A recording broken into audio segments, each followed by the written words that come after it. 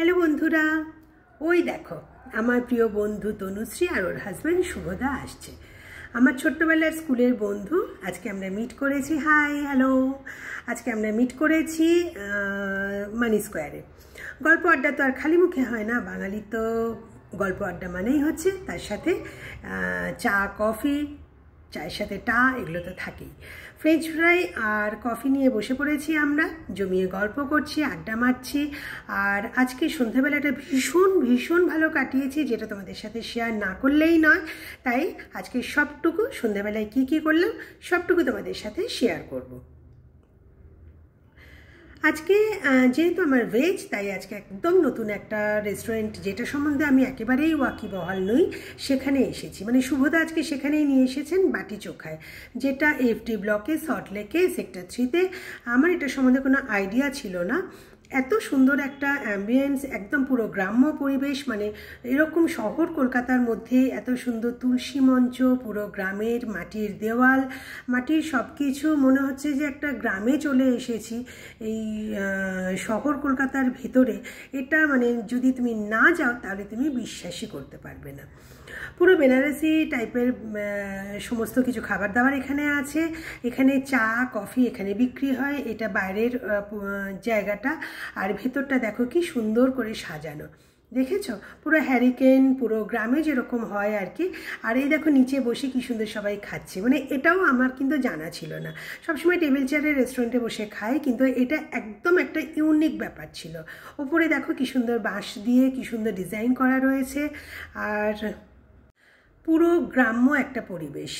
Hurricane যে হ্যারিকেনগুলো এখন অবশ্য লাইটে জ্বলছে, মানে কারেন্টে, কিন্তু পুরো একদম মনে হচ্ছে যেন আমরা কোনো গ্রামের সেই ছোটোবেলায় মামার বাড়িতে চলে এসেছি, যেখানে মামার বাড়ির মাটির বাড়ি, সোদা গন্ধ, না এখানে সোদা গন্ধ নেই, কিন্তু পুরো সেই ছোটোবেলাটাই মনে হচ্ছে যেন সেই ছোটোবেলার মামার বাড়িতেই চলে এসেছি। আর আমি আর আমার বন্ধু তো র্যান্ডামলি ফটো আর ভিডিও বানিয়েই চলেছি।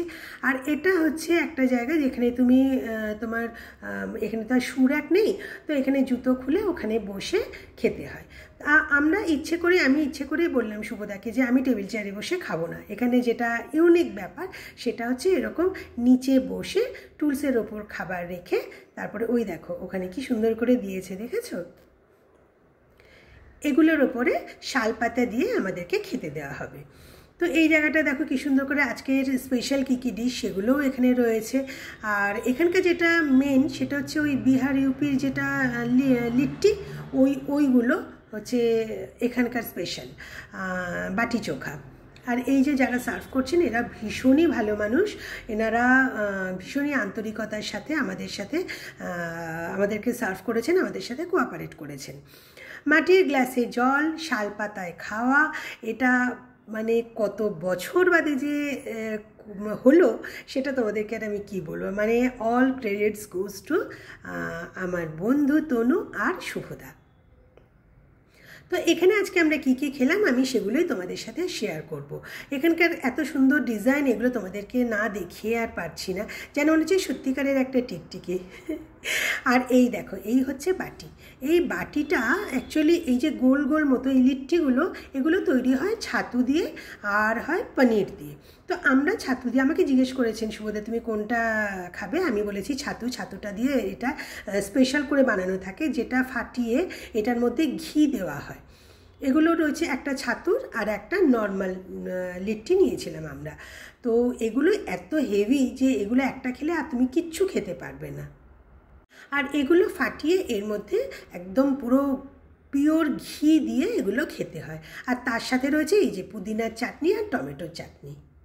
পুদিনার চাটনি তো সত্যিকারের ভালো, আর টমেটোর চাটনি হচ্ছে এখানকার ইউএসপি। মানে এত ভালো যে মানে না খেলে তোমরা বুঝতে পারবে না। আর ছিল ছোটো ছোটো ভাঁড়ে করে এরকম বাটিতে করে ভাত, আর ছিল ডাল। ডালটা ছিল ব্যাপক। মানে প্রত্যেকটা ডিশ প্রত্যেকটা এত ইউনিক, এত টেস্টি, এত ভালো ছিল।